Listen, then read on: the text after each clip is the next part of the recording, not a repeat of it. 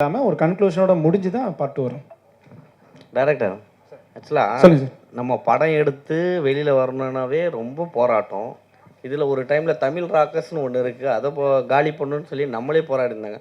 நீங்கள் என்னன்னா அசால்ட்டாக இந்த டைமில் தமிழ் ராக்கர்ஸ் நான் பார்ப்பேன்னு சொல்கிறீங்க. இன்னும் உங்கள் படம் ரிலீஸே ஆகலை. நான் இல்லை சார், நான் அப்படி சொல்லலை. அதே மாதிரி உங்கள் படத்தை தமிழ் ராக்கர்ஸில் நாங்களும் பார்க்கணும்னு நினச்சா என்ன ஆகும்? இல்லை சார், நான் மீன் பண்ணது நான் அப்படி சொல்லலை, தமிழ் ராக்கர்ஸ்ன்னு சொல்லலை. நான் ஒரு டைம் வந்து என்னோடய ஃப்ரெண்டுக்கிட்ட நம்ம தேட்டருக்கு போய் பார்க்கலாம் அப்படின்னு சொல்லி நாங்கள் ஒரு 10 பேர் போனோம்.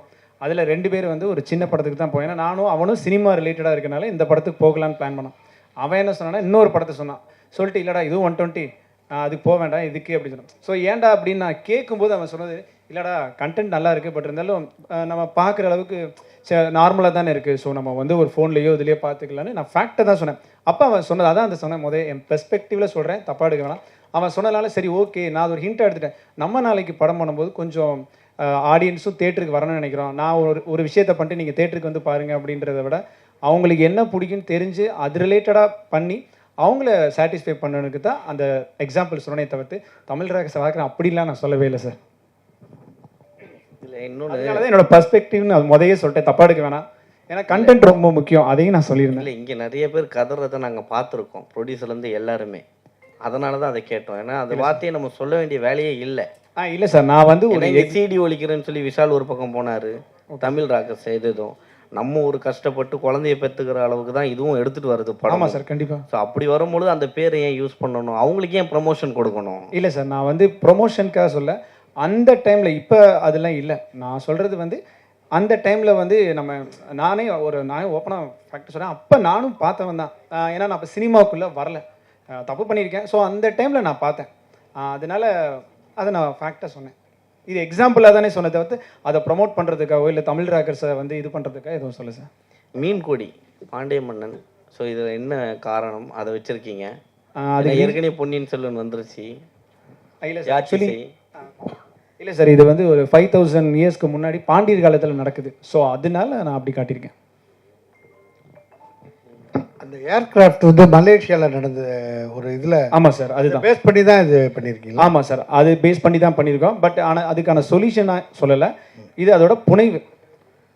இந்த கதையை புனைவாக வச்சு நாங்கள் ஒரு இமேஜினேஷன். ஆமாம் சார், ஆனால் நிறையா ஒரிஜினல் ஃபேக்ட் இந்த மாதிரி உள்ள பெர்முடா, ஸோ இதெல்லாம் எடுத்துகிட்டு வந்து அதில் எங்களோட கதையோட புனைவை சேர்த்துருக்கோம்.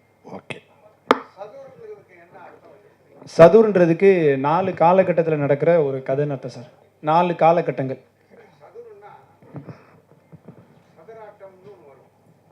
ஆமாம் சார், சதுராட்டம், சதுரமுறை. இல்லை, இதுக்கான மீனிங் வந்து 4 காலகட்டத்தில் நடக்கிறது தான் சார் கதை. ஸோ அதனால நாங்கள் சதுர்னு வச்சுருக்கோம்.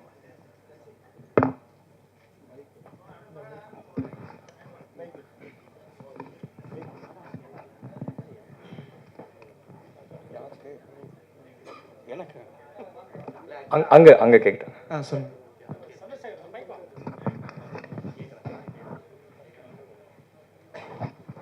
Director sir.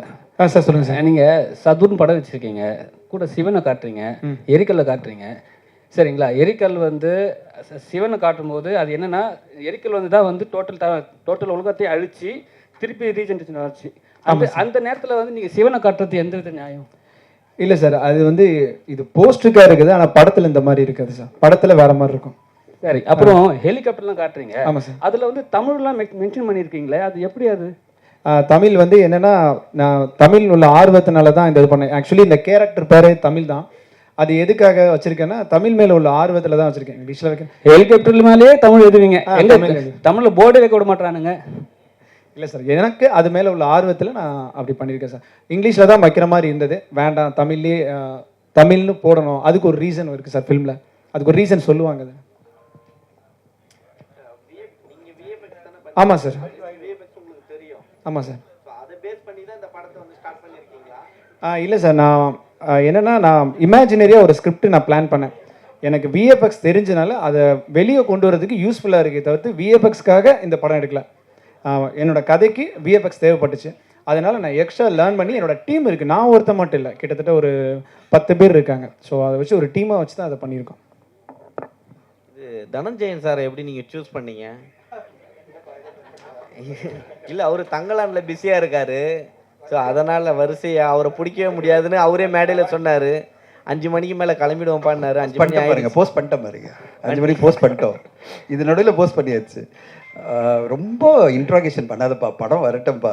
நீ ரொம்ப இன்ட்ராகேஷன் பண்றீங்க. உங்களை வச்சு ஒரு திரைக்கதை பண்ண இவர் வச்சு. இல்ல, அவங்க யாருன்னு தெரியாது. இல்ல பண்ணாதானே வெளியில இல்ல தெரியும். ஒரு கமெண்ட் ஒருத்தர் சொன்னாரு, நான் கோயம்புத்தூர்ல வந்து இந்த படம் பண்ணியிருக்கோம் அப்படின்னு.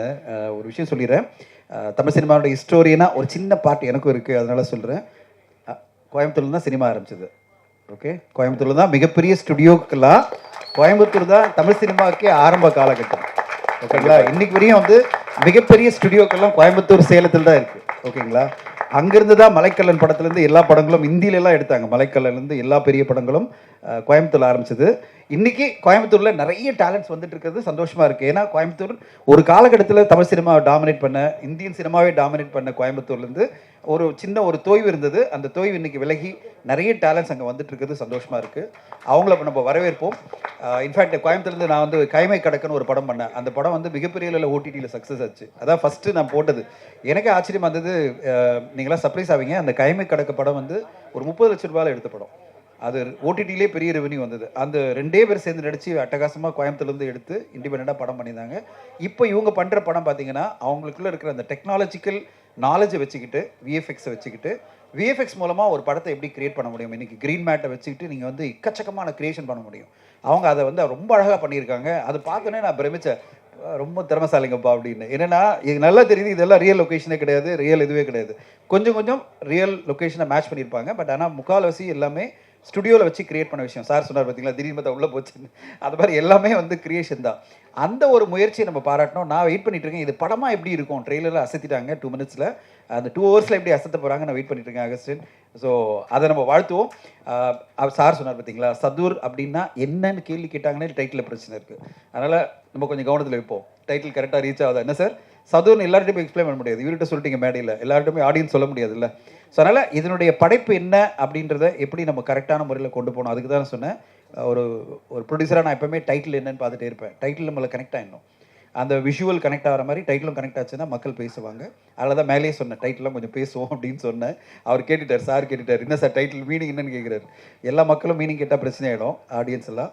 அதனால் உங்களோட முயற்சி கண்டிப்பாக ஒரு பெரிய லெவலில். என்னை வந்து அவர் வாட்ஸ்அப்பில் அனுப்பிச்சிட்டே இருந்தார், சார் நீங்கள் வரணும்னா நான் ரொம்ப இதுவாக இருக்கேன்பா, போயிட்டுருக்கு, 6 மணிக்கு இன்னொரு போஸ்ட் இருக்குது, நான் அந்த வேலையில் இருக்கேன்னு. இல்லை சார் நீங்கள் வாங்கினாரு. எனக்கு அந்த விஷுவல் பார்த்து ஒரு பிரமிச்சு தான் இருந்தேன். இது வேற வம்பு பத்தியா. தங்கலான் வேலையை விடாம நான் சொன்னல, இப்போ தங்கலான் வேலை கரெக்டா 5 மணிக்கு லான்ச்சும் பண்ணிட்டு அங்க இருந்துட்டு லான்ச் பண்ணிட்டு,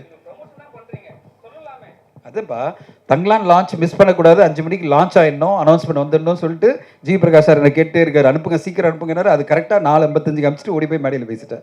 ஸோ அந்த மாதிரி நம்ம கமிட்மெண்ட் என்னன்னா, சொன்ன வேலையில் டைமில் லான்ச் பண்ணிடணும். இந்த விழாவை மிஸ் பண்ணக்கூடாது. ஏன்னா ஒரு யங்ஸ்டர்ஸை நம்ம வந்து அப்ரிஷியேட் பண்ணணும். யங்ஸ்டர்ஸை நம்ம வந்து முடிஞ்ச வரையும் சப்போர்ட் பண்ணணும்.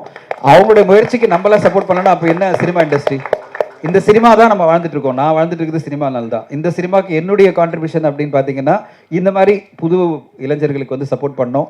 ரவி சார் மாதிரி நண்பர்லாம் கூடும்போது நம்ம வந்து வந்துடணும் அப்படின்னு தான் நம்ம வந்தாச்சு. ஸோ நீங்களும் அதே மாதிரி புது இளைஞர்களை, புது டீமை மிகப்பெரிய லெவலில் நீங்கள் சப்போர்ட் பண்ண தான் உங்களை நான் கேட்டுக்கிறேன். ட்ரைலர் பார்த்தோன்னு ஓடி வந்துட்டீங்களே, அந்த மாதிரி நாங்களும் ட்ரைலர் பார்த்தோம் நல்லா இருக்குன்னு தான் சொல்லிட்டீங்க. சரி, இது வெளியே போகக்கூடாது தான் நீங்கள் வந்தீங்க. ஆமாம், அந்த மாதிரி தான். அதே மாதிரி தான் நீங்களும் வந்துட்டீங்களா.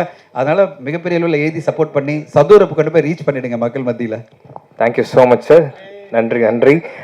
இறுதியாக last but not least, assistant director sir நீங்களே கூப்பிட்டா நல்லா இருக்கும் சார்.